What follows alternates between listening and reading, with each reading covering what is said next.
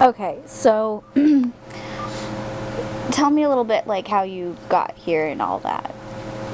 Kind of to elaborate on where we left off. Well, where we left off is that I got out of Spring Harbor after the doctors told me to take the drugs or suffer. So I suffered, and the suffering was worth it because I'm where I am now, like all of my experiences, of course. How I got here is a product of the past 6 months, but to sum it all up, I got here because I made the decision that I'm not sick. And I proved to myself that I'm not. So, to elaborate on that, what do you mean? What's the difference in then and now and how you feel? Well, when I was taking medication, I found myself, it was weird. By week 3 of taking those medications, by week 3 I started having experiences where I would enter in these dissociative states. And by week 3 you mean when they would rip you off of medication and put you on something new? No, I was on this medication for a month.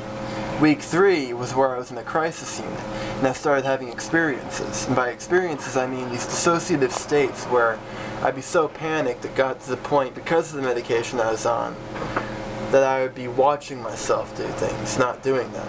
I would be watching, like I was watching a movie, like I was tripping or something like that, but it's just the pills they're giving me. So usually those experiences lasted a lot longer as I was taking the pills.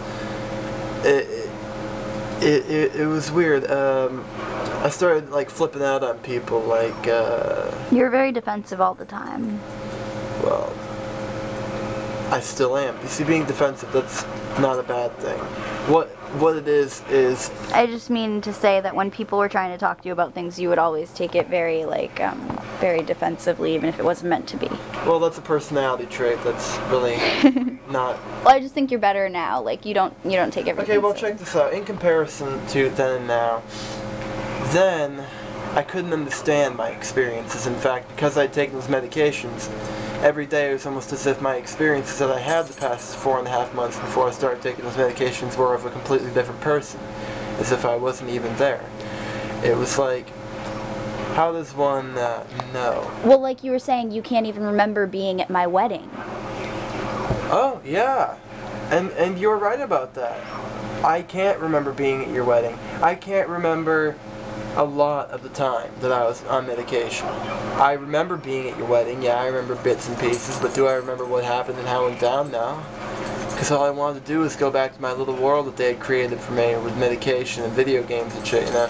Just go home, sit down, and watch TV. Because it's all I can do functionally at this point. The medication they were giving me drove me to the point where the only thing I could do functionally was sit and watch TV.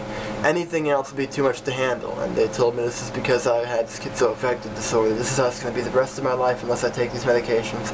I would need to be taken care of the rest of my life. I could never do anything on my own, which I'm doing right now because I'm not taking the pills. Right, and so, like we established the first week of you not taking medications, I mean, you were shaking and you're not doing so hot, but about how many days was it before you started to really feel better? I told myself it would take a week, and the power of belief is a very powerful thing, in fact, because it took exactly a week before I started feeling like I was in control.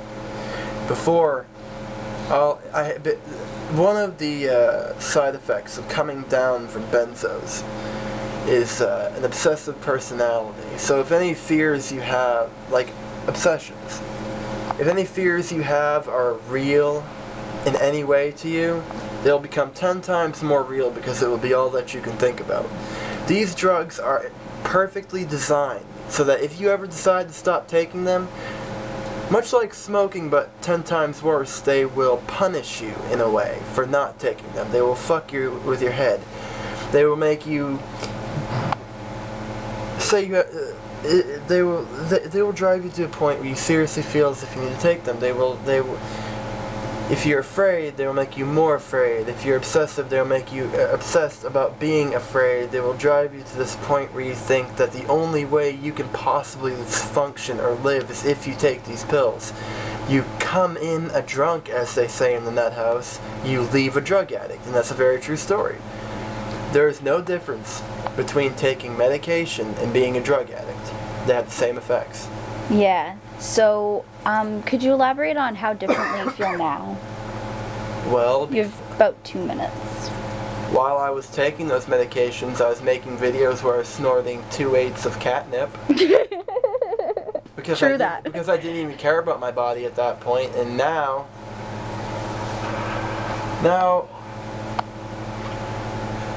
before I could stick my hand in a snowbank, feel the burn, but not know so much, let it register that I am in pain.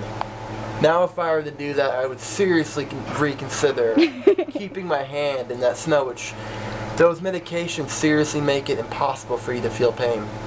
Well, not Yeah, impossible, sometimes, but I agree. it's the registry, you know, if you're... I used to cut myself a lot when I was when they were giving me meds because I felt like I couldn't feel anything, and I think that that's one of the reasons I was cutting myself, is to feel something. It's just like it depends on how sensitive you are. Some people can take a load shit of these drugs and not even know, or not even know that they're fucked up, and people like us are so sensitive to them, we know we're messed up and we can't handle it. Yeah. So we do things like that so we can feel pain. And I found that's the key too, is learning how to handle it without needing anything else. Right, and that is the hardest part of them all. How do we go from depending on psychiatrists to tell us how to feel better, depending on daddy to take care of us and wipe our ass, to depending on ourselves, knowing that there is only one way out, and it's the hard way, and that's taking care of yourself. Everybody else, you have to jump through the ring of fire in order to find freedom. And really, it's not freedom, it's just comfort. Comfort with your pain. 40 seconds. To make a long story short, in conclusion, if you don't rely on anybody in power to take care of you, because they'll take care of you, in a way, in a special little way, but you need to know that you will suffer for it in the end. And antidepressants, man, we have a whole story of those. The guys who go in and shoot up mass crowds of people are usually on those, so they're a gateway drug. You think pot's a gateway drug? SSRI is Paxil. I've been on Paxil. That's some messed up shit.